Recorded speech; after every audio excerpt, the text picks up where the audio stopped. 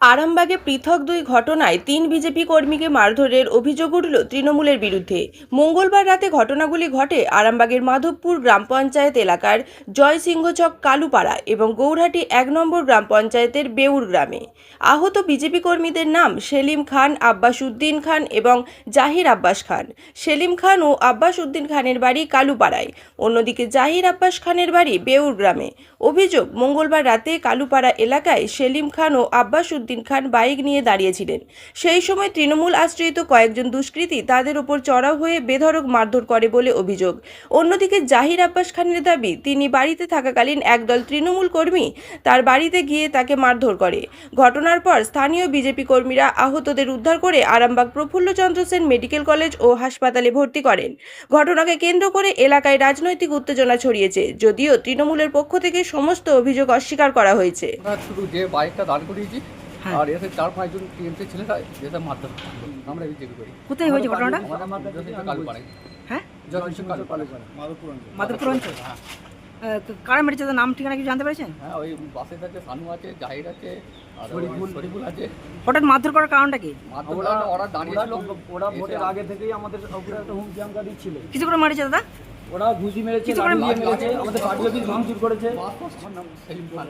লাঠি দিয়ে বাঁশ দিয়ে আমাদের পার্টি অফিসকে ভাঙচুর করেছে। ওরা যে ওখানে গালাগালি করছিল, আমরা যে বলি যে এখান থেকে সরে যাও বলতেই আমাদেরকে ধরে মারধর করেছে। মারধর করে তারপরে আপনার পার্টি অফিসটাকে পুরো ভাঙচুর করেছে, দিয়ে আমাদেরকে পুলিশ দিয়ে ওখান থেকে তুলে নেয়, ট্রিটমেন্টের জন্য এনেছে। এই সময় আপনারা কি বিজেপি করেন?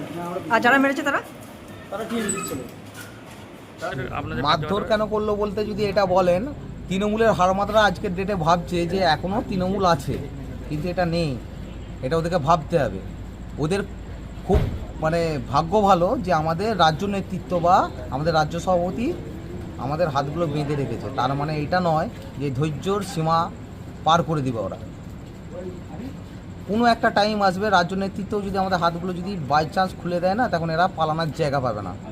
আজকের ডেটেও এসে যদি তৃণমূল আমাদের বিজেপি কার্যকর্তাদেরকে এইভাবে মেরে রক্তারক্তি করে দেয়, রাজ্য নেতৃত্ব একটা টাইম ভাববে। এই ভাবার জায়গাটা যেন না আসে। কোন কোন জায়গায় ঘটেছে ঘটনাগুলো? আমি আপনাকে বলে দিচ্ছি। জয়সিংচক কালুপাড়া বিজেপি পার্টি অফিসে যে আমাদের কার্যকর্তাদের উপর হামলা করে, আর একটি হলো দেউল গ্রাম গৌরহাটি 1 কর্মীর উপরে হামলা করে। হ্যাঁ, গৌরহাটি 1-এ একজনকে মারধর করে, রক্তাক্তি করে, আর জয়সিংচকে দুজনকে মারধর করে নাক পাক ফাটিয়ে দেয়। খুব অবস্থা খারাপ আছে। কারা ভর্তি করলো এখানে আমাদের ওখানকারীর কার্যকর্তারা সব নিয়ে এসে ভর্তি করে।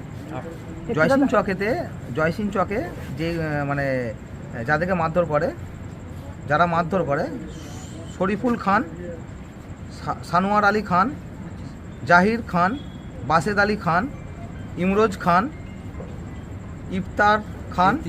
ইফতিকার খান, ফরিদ হাসান খান, এনারা মেরেছেন। আরেকজন যেটা গৌরহাটি 1-এ হয়েছে, তার নাম হলো সিরাজুল আলী খান, কামাল খান, মোস্তাফির খান, বাচ্চু খান, লালচাঁদ আলী খান, ইসাইন, ইলাইস খান। এনারা কোথায় যাচ্ছিলেন? ইলাইস খান। হ্যাঁ, কেন মারলো? কি জন্য? কোথায় যাচ্ছিলেন? না, কোথাও যাননি। আমরা দেখুন, আমরা তো হিংসাপরায়ণ নয়। আমাদের দেশের যশস্বী প্রধানমন্ত্রী একটা কথাই বলেন, সবকা সাথ সবকা বিকাশ। সেই একই মন্ত্রে আমরাও একই জিনিস পালন করি। সেই হিসেবেই আমাদের যিনি রাজ্য সভাপতি আছেন, উনি প্রথম থেকেই বলে আসছেন হিংসা নয়, শান্তি চাই। আমরাও শান্তির বার্তাই দিয়ে আসছি। কিন্তু তার মানে এটাই নয় যে আমাদেরই ছেলেদেরকে মারধর করবে।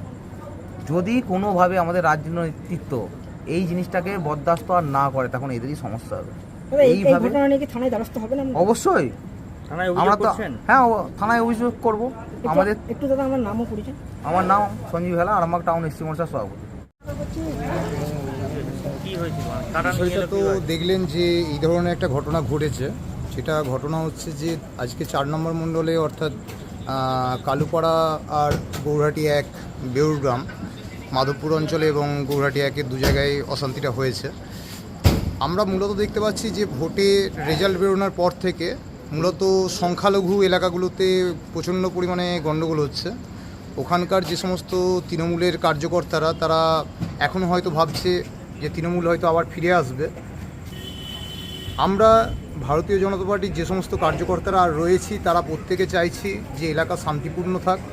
আমাদের রাজ্য সভাপতি এবং আমাদের মুখ্যমন্ত্রী শুভেন্দু অধিকারী মহাশয় দুজনেই বার্তা দিয়েছেন, শ্রমিক ভট্টাচার্য মহাশয় এবং শুভেন্দু অধিকারী মহাশয়, যে কোনো সাধারণ মানুষের উপরে যেমন অত্যাচার না হয় বা কোনো গণ্ডগোল যাতে না হয়, আমরা সেই জন্য শান্তিপূর্ণভাবে এলাকায় অবস্থান করছি। তার সত্ত্বেও আমরা দেখতে পাচ্ছি যে তৃণমূলের যে সমস্ত হারমাদ তারা এলাকাকে অশান্ত করার চেষ্টা করছে এবং তারা হয়তো ভাবছে যে বিজেপির কার্যকর্তারা হয়তো এখনও হাতে চুরি পড়ে আছে, এই ধরনের হয়তো ধারণা করছে।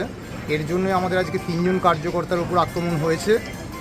আপনারা দেখেছেন যে তাদের রক্তপাত হয়েছে এবং তাদের মারধর করা হয়েছে ইত্যাদি ইত্যাদি বিভিন্ন ধরনের হচ্ছে। আমরা প্রশাসনের দ্বারস্থ হয়েছি এবং ওখানকার সমস্ত কার্যকর্তারা আমার সাথে আছে।